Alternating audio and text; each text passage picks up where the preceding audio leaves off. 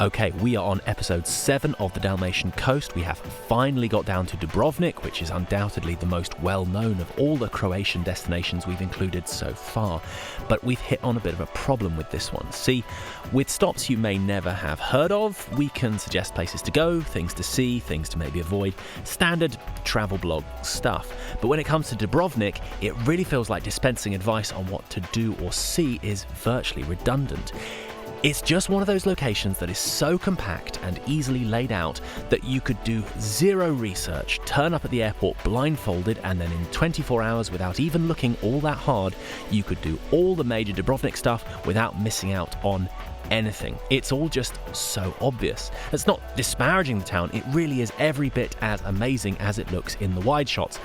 But even after researching everything to the nth degree before arriving, it turns out I virtually didn't need to. Of course, if you're so thronesy that you've dragged your girlfriend here for the 3rd time because on the last 2 trips you neglected to visit the spot where Tyrion dropped a contact lens in a deleted scene from season 3, then you're probably on your 2nd printout of every Thrones location guide, and I've got nothing new to tell you on that anyhow. Instead, I thought we'd take a different approach this time around. See, you cannot be in Dubrovnik without thinking about history. You just cannot get away from it. Other holidays, you could easily just lie on a beach and ignore the historic things like a rube, but not here. However, the history of Dubrovnik can be tricky to keep track of.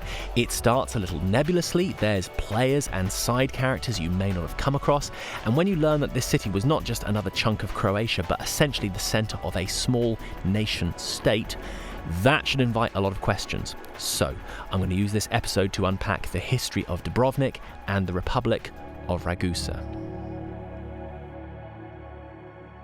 What does freedom mean? Is it possible to still live in peace when forces vastly larger than you are on the warpath? Can you still maintain independence when all the nations around you are aggressively expanding? And what is independence? Is it the carte blanche to do whatever you like, consequences be damned? Or is it enough to placate powers much greater than you in exchange to be almost entirely left alone?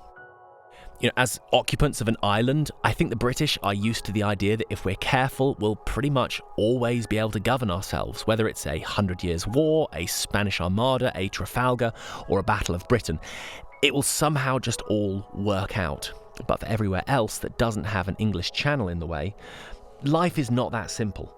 The story of Dubrovnik and the Republic of Ragusa that formed around it is an exploration of how you can expand and thrive within limits, how you can project power way beyond your size, and how you can live in peace whilst also always ready for battle. And as with so many things in Europe, the story opens with the collapse of the Western Roman Empire. Now, people responded to the crumbling Roman authority in different ways. Some had a lot to lose, and some hastened its demise precisely because they'd been left with nothing to lose. In some places, you could try and live in its remains and continue on with what you had, less out of nostalgia, more out of lack of choice. With the army and the state gone, structures reserved in the past for lofty purposes took on whatever use they needed, either for makeshift defences or as part of simpler farming communities. Of course, the picture was far from identical everywhere, but even though for many areas the written sources just aren't there to give us the exact who and where, we do know that there are large numbers of people on the move. Many people, groups from beyond the line of empire, had already crossed over. Some at the head of conquering armies. The barbarians, heavy quote marks there, the people cast as villains by later historians that make for such dramatic storytelling, the Franks, the Goths, the Vandals, names that have come down to us with negative connotations. But this was not an army of orcs. There were as many caravans of farmers, women and children as there were warriors burning down villas and Italian towns. Notable from amongst this list are the Slavs. Notable because it's an ethnic delineation we still recognise. There's no single agreed point from where they migrated. A large area spanning between Poland, Slovakia and Ukraine has been mooted. While many of these set up peaceful communities in the mountains and valleys wherever there was space to do so, resources, or rather a shortage of resources, does have that habit of bringing people into conflict. Now, through history, the coasts in this part of the Adriatic have often had a very different fate to the mountainous lands behind them. As natural barriers go, the Dinaric Alps are enough to slow travel and communication considerably and frustrate even the most mechanized of armies from maintaining much control there. The coasts, however, are the superhighways, a ready source of food and accessible to anyone who can build a seaworthy craft. Now, this is a blessing in peacetime when the strong are able to maintain order, but in times when that control disappears and anarchy is lurking, piracy and invaders make life on the coasts far more precarious than those living in amongst the secluded safety of the mountains. The earliest version of Dubrovnik that we know of began as a community of Greek refugees fleeing a Slavic incursion which burned down their town of Epidaurum at what is now Cavtat, about 10 miles south. Nowadays, Cavtat has a rather sad paucity of historical sites visible, but at its height, Epidaurum was one of the most significant settlements along the Adriatic. It may have had one of the largest populations along the Dalmatian coast, second only to Salona further north.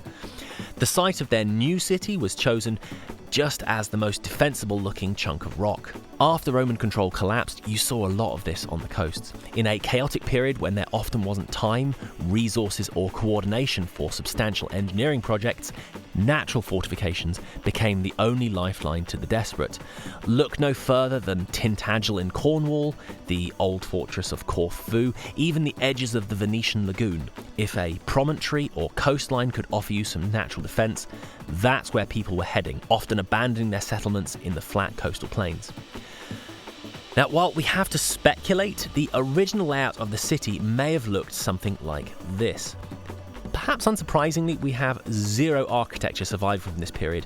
To be honest, for the most part, we have very little to go on through the Balkans to get a clear picture of what life was like in the early years from the 600s to 800s. However, from these early years, we find the origins of the name Dubrovnik. The first walls were wooden palisades. You can see it got a minor upgrade later, but this wooden wall explains the name of the city, from Dubrava, meaning oakwood. However, this Slavic name doesn't come to us in the sources till much later. The city of Dubrovnik in earlier centuries was known as Ragusa or Ragusium, a Latinized form of a Greek name. And there would be a gradual shift over the centuries of a city that saw itself as part of the Greek and former Roman world into one that was proudly Slavic. In these early years, the settlement was within the late Roman or Byzantine sphere of influence. Now, characterizing Byzantine control, if you can even call it that, is difficult during this period in the Adriatic. The often Latin-speaking coastal cities like Pula, Split, Trogir and Dubrovnik often saw themselves as distinct from their Croatian neighbours inland, instead identifying themselves with the legacy of Rome. But despite, at least on paper, being subjects of Constantinople, the Cambridge medieval history summarises it. The name of the emperor was officially honoured and respected, but he was not obeyed, for he gave no orders.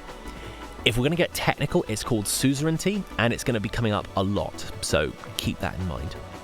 The Byzantine Empire was troubled, and while the idea of the empire was doggedly persistent over the centuries, in these 400-odd years, the Byzantines were often beset with so many troubles on the doorstep of Constantinople or even within, their ability to assist the many regions, peoples and nations that looked to them for protection and spiritual authority was often limited. Especially as you ventured further up the Adriatic, you were right at the edge of where they could project power.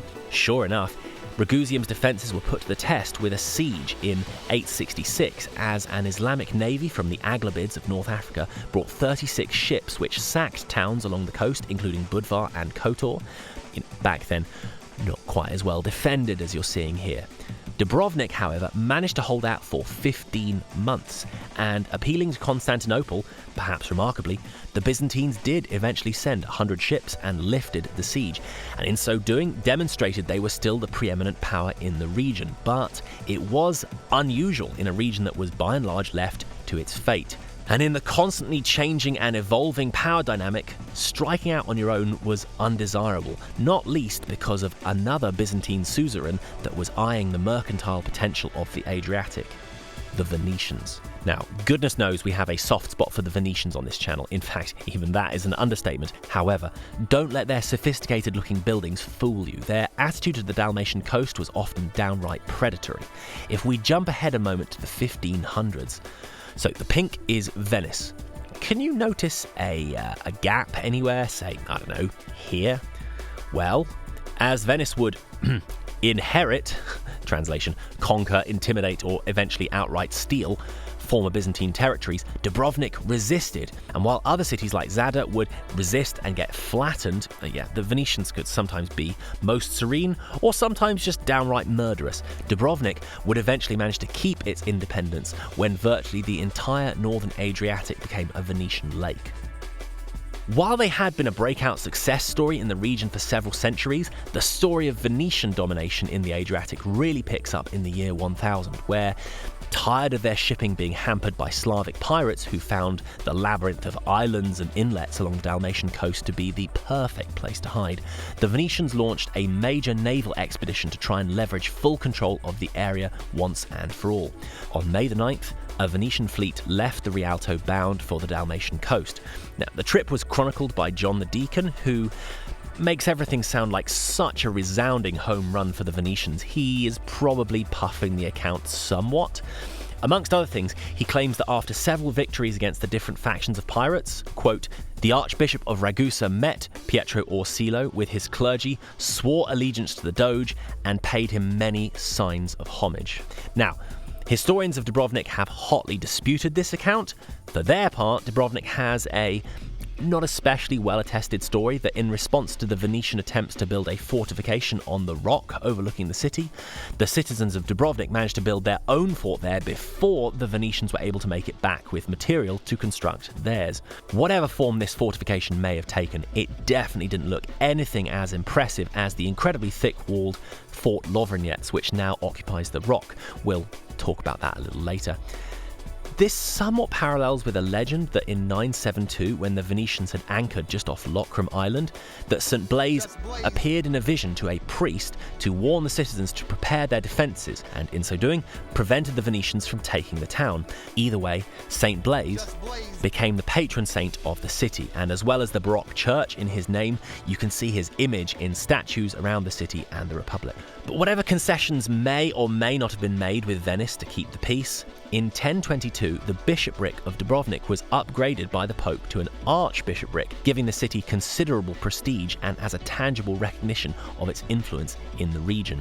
While we know that in 1030, Ragusan ships were part of a Byzantine expedition against the Arabs, indicating their continued suzerainty to Constantinople, this would shift in a generation as Byzantine military power proved to be considerably weaker.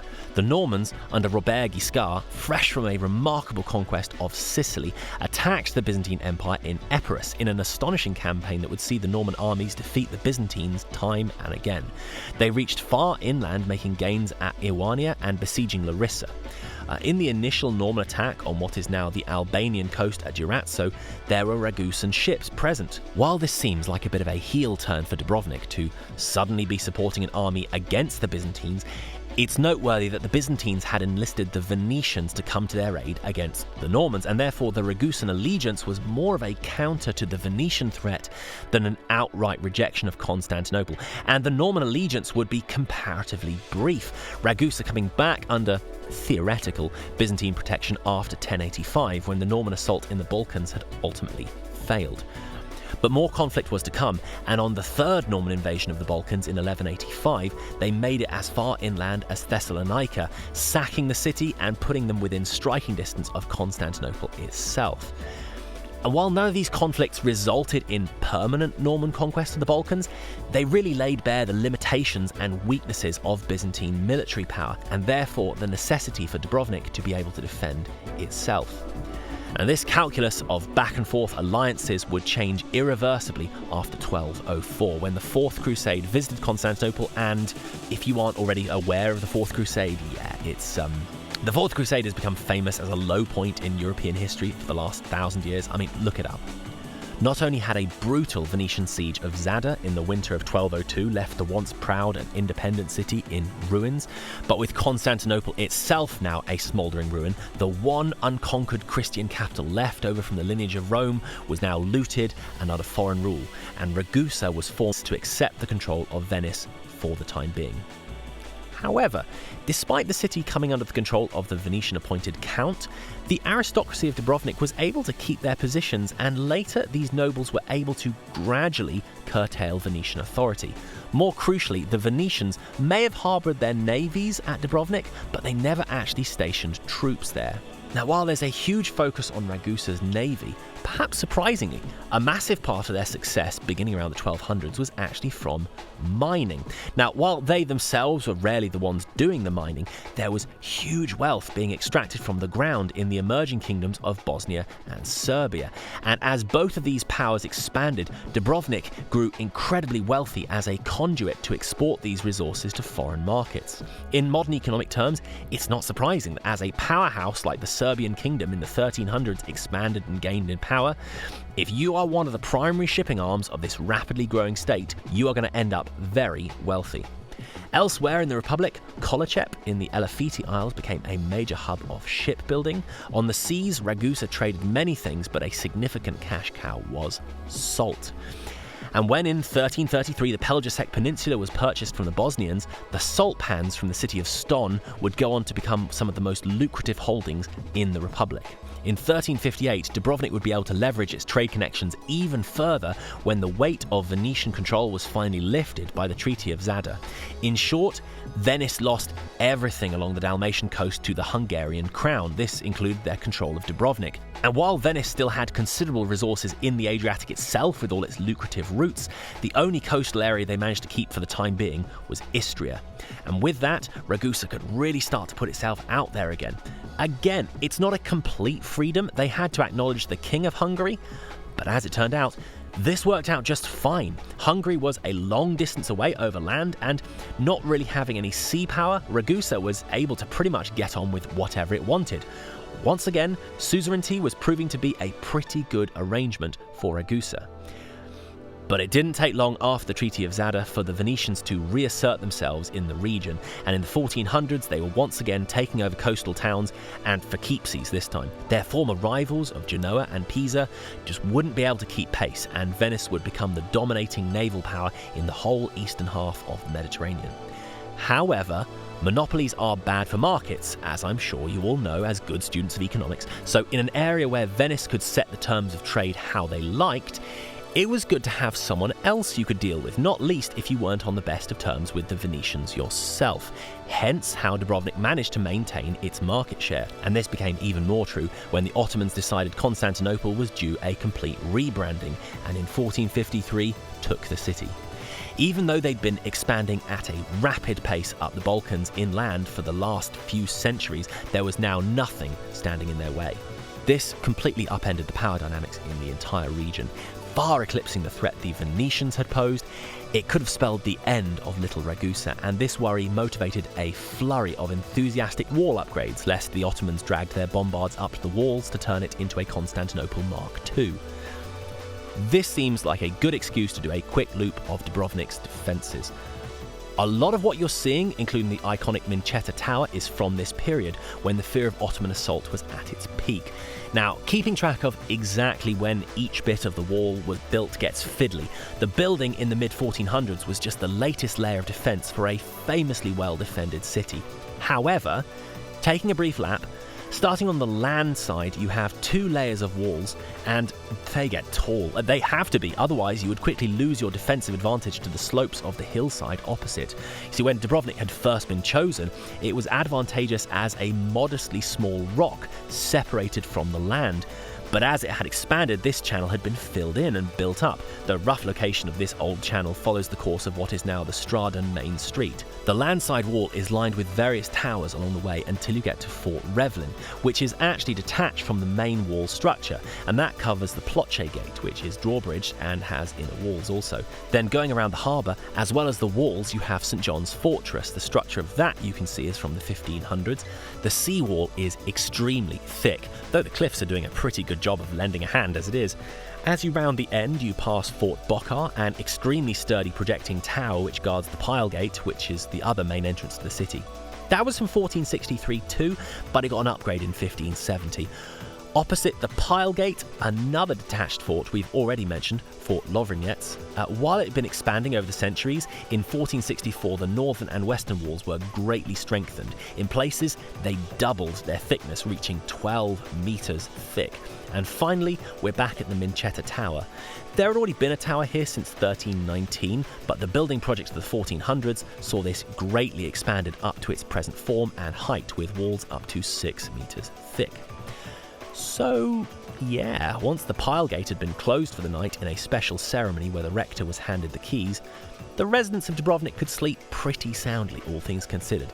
And not least because if we pivot back to the threat from the Ottomans, perhaps because of their position as an opposing force to the Venetian trade, or perhaps through shrewd diplomacy, perhaps due to the impressive deterrence of the walls, or most likely all three, Ragusa managed to sign a treaty in 1458 to become a vassal to the Sultan. And as it turned out, managed to establish themselves as a subject of the Ottomans without getting crushed. It was far from clear at the time, but in hindsight, the treaty with the Ottomans was to prove something of a sweetheart deal. And as in previous centuries, with the tribute paid, suzerainty was to come with a great deal of freedom to conduct their own affairs unimpeded. For tiny Ragusa, compared with the size of the Ottoman holdings, it was to prove a remarkable diplomatic accomplishment. And considering what was happening in the rest of Croatia and the Balkans, with the cities and open plains being burnt and pillaged, the Ottomans had been uncharacteristically chill in their treatment of Ragusa. As well as becoming wealthy and influential from its maritime trade, Ragusa would become famous worldwide for its diplomats. It makes sense if you think about it. Keeping your small state from being crushed in between various giant empires, you've got to have some smooth talkers you can dispatch. However, a look at the city tells you they couldn't survive on the words of diplomats alone. They were not messing around when it came to defences. To quote James Nichols, not someone I'd consider a role model, the pen is mightier than the sword, but you must always keep a sword handy for when the pen fails. And this is one of the paradoxes about the story of Ragusa. The city made a particular point of prizing liberty. It's not easy to see. I actually had to go back and film this because I walked straight past it the first time. This is the entrance to Fort Lovrenets. By the way, I know when you see it on paper, that seems like completely the wrong pronunciation. Our Croat guide who took us kayaking made a point of explaining the pronunciation, so I'm probably still not doing it quite right, but it is Lovrenets and not like Lovrijanak. Okay, so just in case you thought I was just completely freestyling on that. The text here, which is hard to make out, reads, Non bene pro toto libertas venditur auro. And yeah, I guess that speaks for itself. I'm sure you'd all agree. So anyway, the Republic...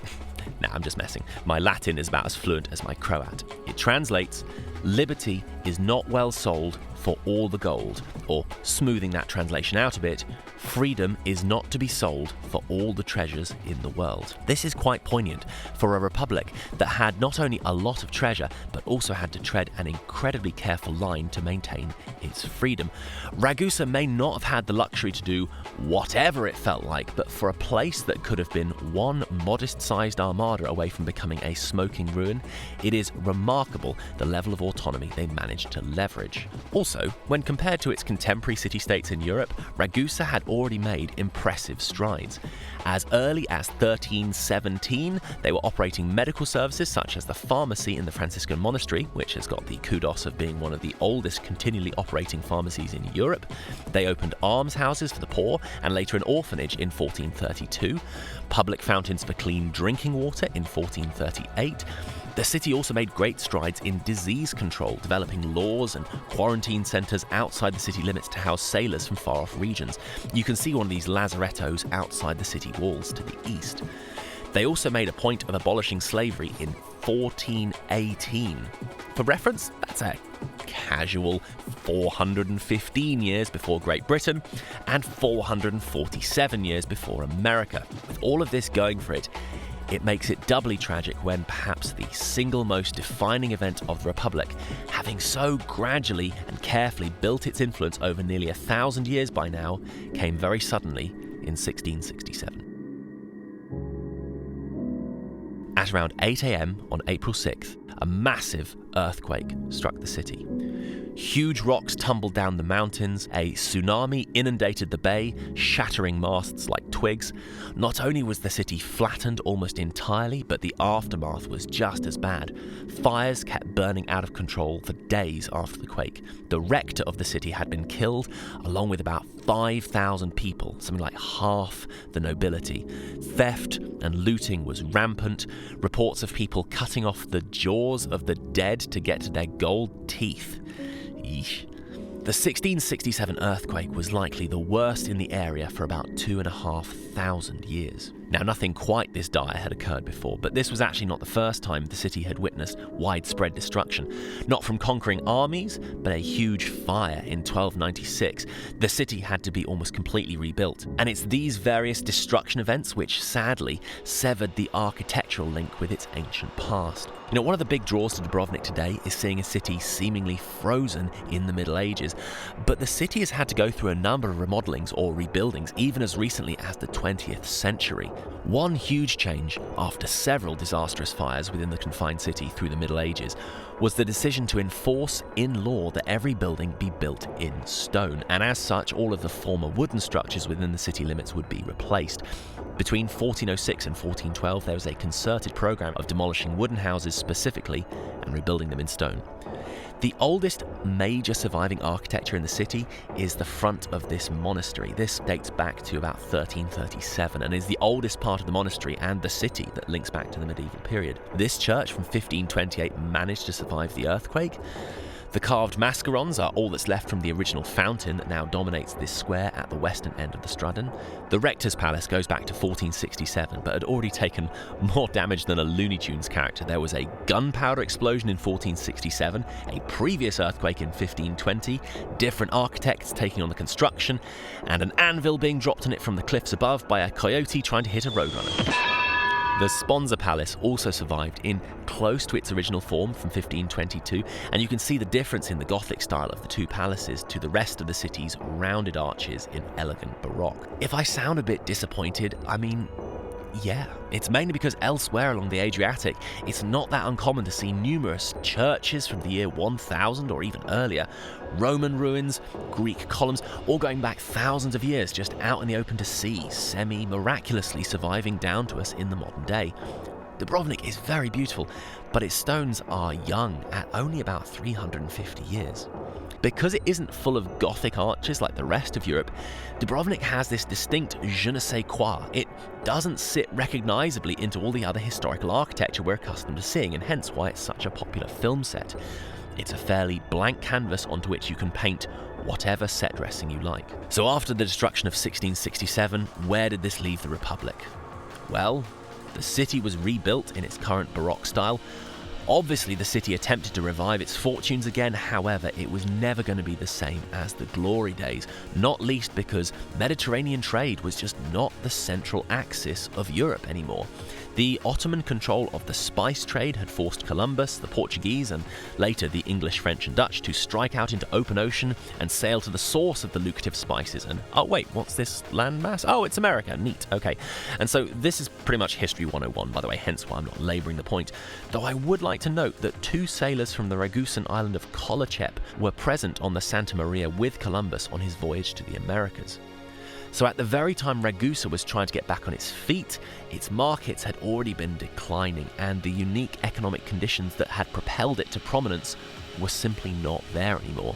Venice was having a similar problem. It was renowned the world over, and so still able to carry a lot of prestige, but the Ottomans had been clawing at their possessions for a while.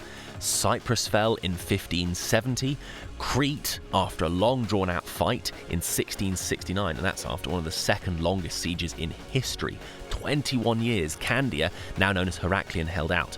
The Peloponnese changed hands a few times around this time, but finally reverted back to the Ottomans in 1714. But oh wait, we're doing Venetian history now. There is just the remotest possibility that we might do a video or two on that in the future. I have this feeling.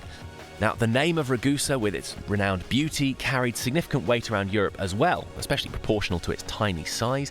It had over 80 consulates spread across different cities and ports around the world. They're also involved in shipping supplies to a tiny upstart state called the United States of America, and can even claim to be one of the first to recognise their independence, though this was only de facto recognition.